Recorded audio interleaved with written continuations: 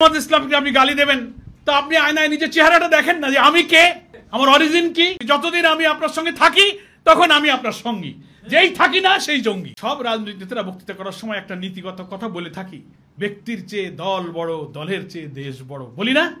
এই কথাটা বলার সময় আমরা বলি, কিন্তু কার্যত দেশের চেয়ে দল বড়, দলের চেয়ে ব্যক্তি বড় কথা কাজে কিন্তু সেটাই এখন অনেকেই দেখাচ্ছেন। আমাদের কাছে অন্তত 13 থেকে 14 জন নেতার নাম দিতে পারবো। আপনারা তদানীন্তন মুক্তির যুদ্ধের সময় যারা অখণ্ড পাকিস্তানের পক্ষে ছিলেন, স্বাধীনতার বিরোধিতা করেছিলেন, সেই সমস্ত লোকদেরকে এই দেশের প্রেসিডেন্ট বানানো হয়েছে, প্রধানমন্ত্রী বানানো হয়েছে, মন্ত্রী বানানো হয়েছে, এমপি বানানো হয়েছে। যারা কথা বলছেন তাদের পরিবারের লোকেরাও স্বাধীনতার বিরোধিতা করেছে। ফ্যাসিবাদ বিরোধী সংগ্রামের সকল রাজনৈতিক দলের কাছে আমার আকুল আবেদন থাকবে, আসুন নিজেদের এই বিভেদ বিতর্ক টানার দরকার নাই। আপনি যখন দাঁড়িয়ে এই পুরানো ইস্যু নিয়ে কথা বলবেন জামাত ইসলামের বিরুদ্ধে, আয়নায় দাঁড়িয়ে আপনি আপনার রাজনৈতিক ইতিহাসটা একটু দেখবেন, আপনার মুরব্বীরা কি বলে গেছেন। যতদিন আমি আপনার সঙ্গে থাকি তখন আমি আপনার সঙ্গী, যেই থাকি না সেই জঙ্গি। এই স্লোগানটা ভুলে যান।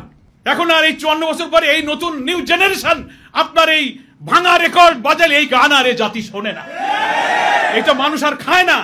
দিল্লি একটা ঢোলের বাড়ি দেয় আর এ দেশের নাচুনি বুড়িরা নেচে তখন ওই সব পুরনো কাসুন্দি টানে। এই মানবতা বিরোধী অপরাধ যারা করেছে, হাজার হাজার লোককে যারা খুন করেছে, মৃত লাশ আগুনে পুড়িয়ে যারা ছাই করেছে, হেলিকপ্টার থেকে শিশুকে যারা হত্যা করেছে, এই ইতিহাসের বর্বরতম খুনিদেরকে ট্রাইব্যুনালে যে মামলা হয়েছে, বিচার শুরু হয়েছে, এই বিচার দৃশ্যমান হওয়া চাই।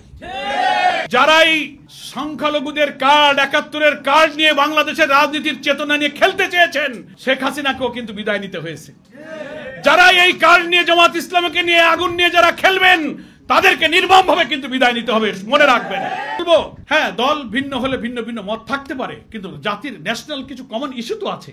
আমার স্বাধীনতা, আমার অখণ্ডতা, আমার আধিপত্যবাদ বিরোধী চেতনা, দুর্নীতিমুক্ত সমাজ, সততা, ন্যায়নিষ্ঠবাদ, সাম্য, সামাজিক সুবিচার, ন্যায়নীতির উপর রাষ্ট্র প্রতিষ্ঠা, এ ব্যাপারে তো কোনো দলের মধ্যে দ্বিমত নাই। আমরা এই জায়গায় এক থাকি।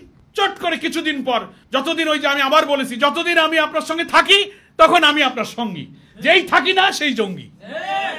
এই স্লোগানটা ভুলে যান। এখন আর এই 54 বছর পরে এই নতুন নিউ জেনারেশন আপনার এই ভাঙা রেকর্ড বাজালে এই গান আর এ জাতি শোনে না, এটা মানুষ আর খায় না। ওরাই তো দেখেছে 91, ওরা 2001 দেখেছে, ওরা দেখেছে। এগুলো পুরনো গান আর মানুষ শুনতে চায় না। ওই গাজী কালু, চম্পাবতী, সিরাজউদ্দৌলার গানের রেকর্ড শুনতাম ছোটবেলায়। এখন ওই গান বাজালে কি নতুন প্রজন্ম শোনে? এখন নতুন গান বাজান, ওই পুরনো গান আর এই জাতি শুনতে চায় না। এ কথাগুলো বলতে আমার দুঃখ লাগছে। কোনো ইস্যু যেন উস্কে না দিই, এটা আমাদের খেয়াল রাখতে হবে। যিনি বক্তৃতা করবেন তিনি তার প্রিভিয়াসটা নিয়ে ভাববেন। আমি, আমার পরিবার, কাদের সাথে আমার বন্ধুত্ব, কাদের সাথে রাজনীতি করেছি, তখন কি ব্যাখ্যা দিয়েছি, এখন আবার আরেকটা কি ব্যাখ্যা দিই।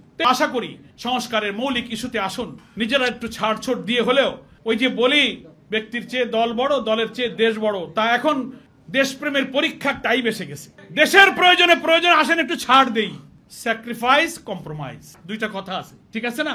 প্রয়োজনে একটু স্যাক্রিফাইস করবো, প্রয়োজনে একটু কম্প্রোমাইজ করে ঐক্যমতের মৌলিক ইস্যুতে যেন আবার বিভেদ তৈরি করে বাংলাদেশে রাজনীতির দিগন্তে কোনো কালো মেঘ যেন আমরা তৈরি না করি। সুস্থ পরিবেশে আসুন, সব দল মিলে আমরা কে কতটা ছাড় দিতে পারি সরকারকে সহযোগিতা করে, ন্যাশনাল কনসেনসাস যে কমিশন হয়েছে, কমিশনকে সহযোগিতা করে একটি অবাধ নিরপেক্ষ নির্বাচনের দিকে যদি যেতে পারি, তাহলে